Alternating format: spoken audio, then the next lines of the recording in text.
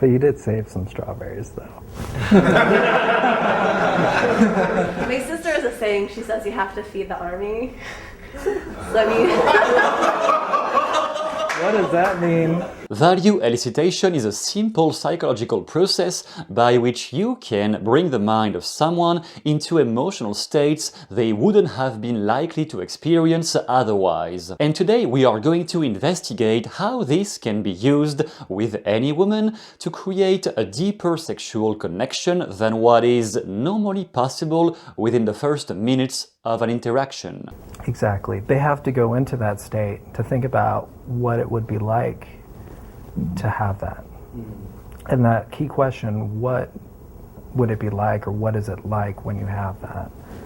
That to think about the answer to that, they have to actually think about, and then they actually feel that way. This example comes from a seminar involving the creator of the October Man sequence, which I have covered recently on a separate video. And in this one, we are going to see the escalation to get there. How do you go from not knowing her at all to getting her to tell you about her sex life in a way that makes her feel more connected to you? One of the first rules of basic hypnotic influence is to always go from the least intrusive to the most intrusive. And in this example, the conversation is going to be broken down into 3 separate phases. We will first cover a very basic value elicitation process that you can use in pretty much any conversation. Then we are going to see him using a sneaky personality test called the strawberry field. And then we will witness the final sexual value elicitation process that you can use to close the physical distance between you and her if that is your intention. And to make sure you can use right away all the material shown in this video, I would like you to grasp that basic idea. Any kind of value elicitation process goes through the same steps whatever the topic is about. You first ask for the core value. So what is it we are exploring right now? We want to explore a feeling of pleasure. We want to explore a feeling of desire to grow opportunities, to achieve dreams in life. Whatever it is, just one topic that will be conducive to experience deep feelings. For example, what do you really enjoy about pleasure? Or what do you really enjoy about relationships in general, romantic or any of them? What do you really enjoy about X, the core value? Then we want to ask for the process. What exact process is she using to get there? So what do you really enjoy about relationships? Oh, I like to feel connected. Oh, okay, so how do you know when you really feel connected? How do you know the core value is being processed? Or what things tend to give you that feeling of connection, that kind of connectedness?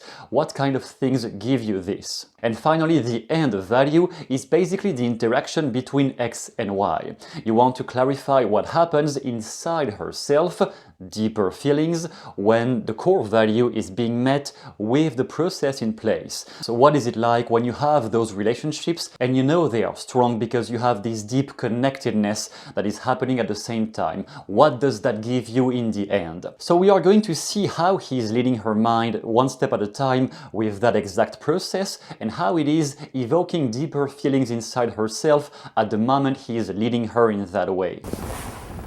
So what is something that you enjoy? That you really, really enjoy? What are you passionate about? I really, really enjoy children and teaching. Children and teaching? So what is it about children and teaching that you enjoy? Just having them trust you, because not a lot of teachers, I think, know the importance of trust, because you're telling them the truth and they rarely question you. And a child could ask you a question you might not know. I don't remember a teacher ever saying, I don't know. But one of my biggest things as a teacher is I say, I don't know, because I want my kids to know I'm not going to lie to them. I'm going to go find it out. And I'll tell them eventually, but I don't know right now. Okay, so if we pause here for a second, we already have the basic core value being asked.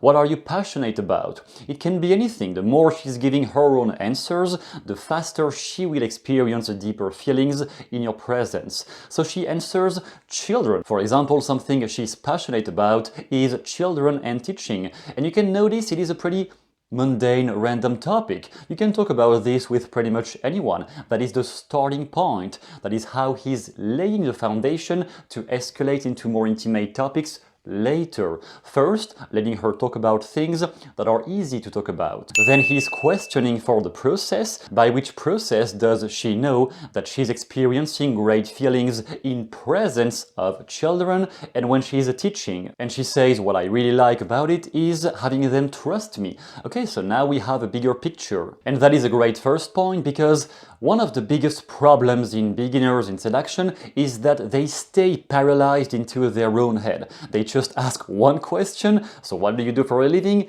And then they don't know what else to say, and they get stuck and nervous. Whereas you can just use the process like this. Once she gives you an answer, keep diving deeper into her feelings. Women love to talk about this stuff all day long. So in your teaching then, when you're able to build a sense of trust with your children, and you can feel that they look to you that way, what is it like for you?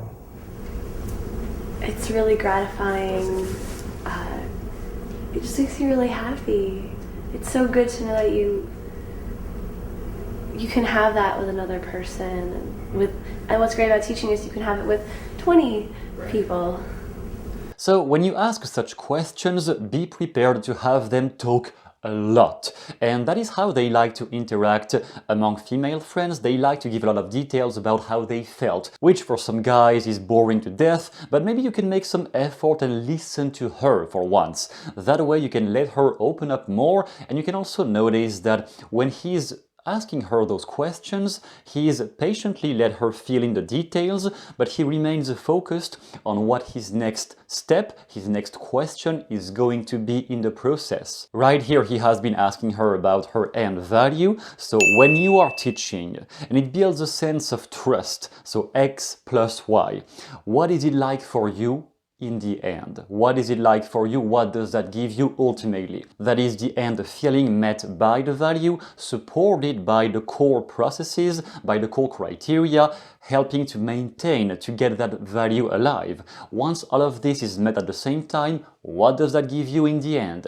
And she says, it is really gratifying. It makes me feel happy, you know. But more than the words, you want to let her experience that while in your presence. Just because she's not jumping on you right away does not mean that in the back of her mind, she's not preparing to create even more intense feelings for later. And women usually just love learning or discovering more things about themselves. They love reading about psychology in that way, just to figure out more who they are from the inside, to figure out more things about how they operate from the inside. When you become the person who can teach them those things, they might consider you and put you on a way higher ladder, on a way higher step than any other guys around, even if they have more money than you, even if they have a bigger car, even if they are more jacked. Guaranteed. You know, I admire teachers because teachers make such a huge impact on kids. They don't even realize. I remember like my 4th grade teacher, you know, and things that they said and did. But it's true. Teachers make such a huge impact. You don't even realize. And also, it's like you may be that kid's only positive role model, you know. They may not get that from their home. And so, you know, you're kind of in that position to make such a huge difference in someone's life. It's a good feeling, yeah. This comment from him is not random, it is really calculated. I know because I have done that many times. It is aimed at amplifying the rapport between the two of them. When she gives you her end value, something really important for her, and he is amplifying and doubling down on sharing his own experience, but framing that in a way that validates what she has just said. So I love teaching myself. That may be completely false, but I love teaching myself because when I was a kid, this and this happened. That is a basic way of creating deep rapport between the two of them. I think the best book I have ever read on that that concept was the book The Natural by Richard Larurina, and he gave many examples for how can you build up on what she said no matter what the topic of conversation is. You can adapt that process to anything. When a deep level of rapport is created, the barriers, the mental and emotional barriers, drop and melt, and now that she's enjoying the conversation much more, it is easier for him to lead the conversation in a more flirtatious way, which I talk extensively about in my course on seduction themes. There is a structure to respect based on where she is. You meet her where she's at. When you escalate in the right way, no door remains closed for too long. Down below in the description, you can also download 5 free examples of some of the best language patterns I have personally used to create a deeper connection from scratch with any woman I've met, and right here the specific way he's going to prepare the field, to lay the foundation to escalate sexually in the conversation later, is by introducing the topic of the strawberry field. So, okay, so I'll ask you. Do it? Okay, so I'll ask you. Okay, this is a personality test.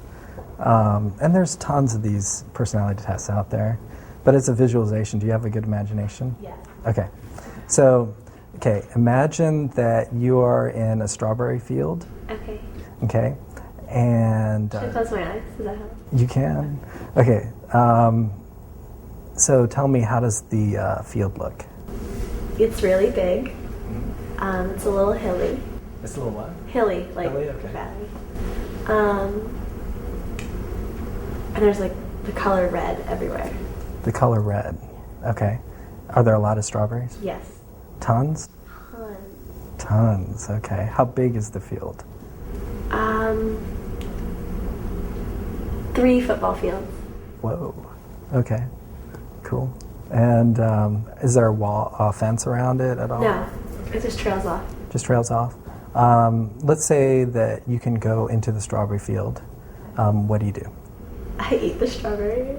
How do you eat them? Like, describe how you do it. Like, really slow. I look for the biggest ones. Yeah, and I guess I eat them kind of slow. Or do you eat them fast? Or do you eat just one at a time? Or do One you, at a time. One at a time, okay. Do you save them at all? Or do you just kind of pick them and eat them as you go? Or I do both at the same time. you save them? Yeah, I save some and I eat some. You save some and eat some. And what is it like when you eat them? What is it like? Oh, it's great. I love strawberries. Okay, cool. Okay, Okay. here's the interpretation. I'm like scared now. I think you guys got the gist of the strawberry field. So basically it's your sex life. So you have this huge, like 3 football fields, you know, that's like your sex drive basically. And like you saw the red strawberries everywhere, and of course you wanted to go for the hugest one. I'm not sure what that means, but well. I never eat them. So okay, so and then the way that you eat them, you know, you save some, but then you eat them really slow. So you like to take your time and kind of enjoy the experience of it. Is that right? Yeah. I'm sorry, yeah. Nobody wants like 2 seconds and thought. Yeah. You don't want to rush. What? You don't want to rush like nice things like eating good food or good sex. Like. So what is it about sex that you enjoy? And I know this might get more interesting in your head already. Isn't it? Isn't it is a tag question, just like the first question he asked in the beginning, when he said, do you have a good imagination? That is, in the Milton model, called a tag question, a question only aimed at getting a yes, because everyone likes to be validated for their skills anyway, so when you ask somebody, do you want to feel good? Obviously, they're gonna tell you yes. So whenever you make them escalate on the yes ladder, they are more likely to keep answering your questions as long as they don't violate their values. The next thing to keep in mind is that, again, for the problem of getting too stuck in your head and too paralyzed into your nervousness because you're not sure what to say, Really watch how he's interacting here. Watch his face. When you can read body language from a distance, you can notice that he is visualizing everything she's describing at the time, at the exact moment she is describing it. That way you always know what to say next and how to lead her into deeper feelings, because you are more attentive to the things going on inside her mind as she talks. When you're listing these states, it's like you're almost going into these states as well, because there's a connection. Whatever one person feels, the other person feels too, if there's a very deep connection going on. The kind of sneaky thing here is that in the beginning he presented that as a personality test. He did not say, I'm going to investigate your sex life. Not at all. He said that is a personality test to figure out how you work from the inside, for example. Any phrase that will introduce that game as a simple psychological test. Nothing more. And at the same time, it is activating the law of consistency, extensively talked about in the famous book Influence by Cialdini. Whenever somebody has invested time and energy into something, they are much more likely to keep going, even if that was not their intention in the beginning. Since she has been answering his questions and it has been making her feel good from the beginning, why wouldn't she keep going? And that is how you can transition more smoothly into sexual topics without her getting offended by anything, because it has been following a natural sequence from the beginning and a smooth sequence accelerating up to there. Also notice he's never too upfront with anything too direct of what is going on in her sex life. When he said you wanted to go for the hugest one, he only said, I'm not sure what that means, but I'm not sure what that means is creating the image in her mind. Obviously, she's visualizing that big thing at the moment he says, I'm not sure what that means. So you are suggesting ideas without brutally attacking her mind. You're just suggesting one thing might be here, up there, when you think about it. It is always a suggestion, not forcing somebody to obey a command. It is just a suggestion. But the more she thinks about it, the more she's going to become flirtatious herself. When it is presupposed that something already comes from their own mind, they don't resist the suggestion as if they had perceived it as coming from somebody else. And now that her mind is warmed up with more flirtatious thoughts and feelings, it becomes 100 times easier to lead her to talk about more private things that she may have otherwise resisted or maybe dismissed if he had brought up such direct topics way too early in the conversation. So what is it about sex that you enjoy? Attention. Attention? Yeah. Really? Like what kind of attention? Just that somebody else is only focused on me. And it sounds selfish, I think, but I mean, like, it's a reciprocal attention. Like, I want to give attention just to one person. I enjoy that reciprocal nature of that. So when you feel this attention, when you feel that reciprocal nature with someone, what is it like for you? Great. It's great. It's honestly something where it's worth it because I don't sleep with everybody I meet. So when I do decide to have sex with somebody, it's like, I'm so glad I was not sleeping with everyone, because I'm sure this is so much better than sleeping with everyone. But you did save some strawberries, though. My sister has a saying. She says you have to feed the army. So I mean, what does that mean? I don't know. I don't think I want to know. That, even if she has a boyfriend, she makes sure that there's, Oh. No, that she's not sleeping around, but that you don't want to close doors. Okay. So she wants to keep her options open. Right. Okay. Quite enjoyable from here, at least it might become more enjoyable in the minutes after this, in a real context. We have the same exact structure once again. We start by the core value, so what is it that you enjoy about sex? What is it about sex that you enjoy? And she says, attention. I want to emphasize that whatever she answers, you just play with it, go along with it. You don't debate, it's not an attack, you don't debate with her answers, and you no longer get stuck in your head, you simply dive deeper into the reasons why she said this. So what kind of attention exactly? And she answers, when somebody is only focused on me, for example. Why not? That is something everyone might be enjoying. You just play along with whatever she says. And at the end, he's asking her, when you feel this attention, an embedded command, when you feel this attention, and this reciprocal nature with someone, what is it like for you? You don't judge the answers like most guys do, you make her expand on the answers, whatever they are. Because at that point, if you have noticed, even if she just says great in the beginning, that is a pretty random word, but the state she is into, the whole nonverbal behavior, if you watch that again, you are going to see that is the kind of moment you want to encore, if you know how anchoring works. Those are the moments where she is experiencing deep feelings. You don't encore something when the person is just randomly talking about mundane stuff. You encore at the peak of their state, at the moment where they really experience something strong. And another thing that is particularly subtle but quite clever in that instance is to say, you just want to keep your options open. He's not judging her sexuality. Be careful about this. He's not judging, he's commenting from a non-judgmental attitude.